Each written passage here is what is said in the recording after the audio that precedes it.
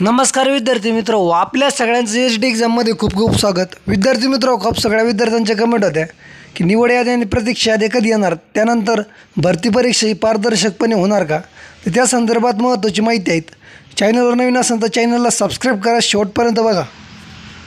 तर विद्यार्थी मित्रो, आता नॉर्मलायझेशन होऊन खूप दिवस उलटून गेले आहेत आणि अजून पण निवड यादी आणि प्रतीक्षा यादी आलेल्या नाहीत. मागे स्पर्धा परीक्षा समन्वय समितीने आरोग्य संचालनालयामध्ये जाऊन सर्व त्यांना पाठपुरावा करायला लावला होता. लवकरात लवकर सर्व याद्या प्रसिद्ध करायला लावल्या होत्या. तसंच आरोग्य भरतीमध्ये काही घोटाळा आहे का, किंवा यातील काही उमेदवार हे ब्लॅकलिस्टेड आहे का, ज्यांनी आता परीक्षा दिल्या, ज्या निवड याद्या होतील त्यांच्यावर यापूर्वी गुन्हे आहे का, तर त्या सर्वांची चौकशी होऊनच विद्यार्थी मित्र मग आता निवड याद्या आल्या तरी सगळ्यांना जॉईनिंग दिली जाईल, त्यांना डॉक्युमेंटला बोलवलं जाईल. तर विद्यार्थी मित्र, ही तलाठी भरतीची बातमी आहेत. यामध्ये प्रत्येकी 10 लाख रुपये घेऊन पेपर फोडण्यात आला असं म्हणणं आहे. उमेदवारांकडून घेतले प्रत्येकी 10 लाख रुपये. अनेक ठिकाणी परीक्षेचे पेपर फुटले. तांत्रिक उपकरणाचा वापर करून विशिष्ट उमेदवारांना प्रश्नाची उत्तर पुरवण्यात आली. आरोपी राजू नागरे हा त्याच्या साथीदारांनी अशा उमेदवारांकडून प्रत्येकी 10 लाख रुपये घेतले.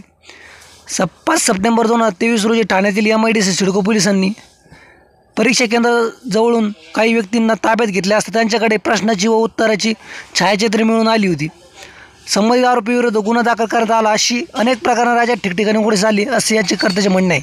तर विद्यार्थी मित्र, तलाठी भरती जी झाली तर त्यामध्ये घोटाळा जो झाला त्याची याचिका दाखल करण्यात आली आहेत आणि औरंगाबाद खंडपीठाने आता शासनाला नोटीस पाठवून 4 आठवड्यात उत्तर देण्यासुद्धा सांगितलेलं आहे. याचा अर्थ आहे विद्यार्थी मित्र, आरोग्य भरतीमध्ये जरी घोटाळा झालेला असला, जरी उमेदवारांनी काही त्यामध्ये गडबड केली असली, तरी ऐनवेळी जर काही पुरावे हाती लागले तर आरोग्य भरतीतील सुद्धा उमेदवारांची उमेदवारी रद्द करण्यासाठी विद्यार्थी न्यायालयात जाऊ शकता आणि न्यायालयाच्या निर्णयानुसार उमेदवारांना मोठा दणका बसू शकतो. त्यामुळे विद्यार्थी मित्र, जे पण होईल ते सर्व पारदर्शकपणेच होणार आहेत. कुठल्याही प्रकारची यामध्ये गडबड घोटाळा होण्याची शक्यता तरी नाहीत.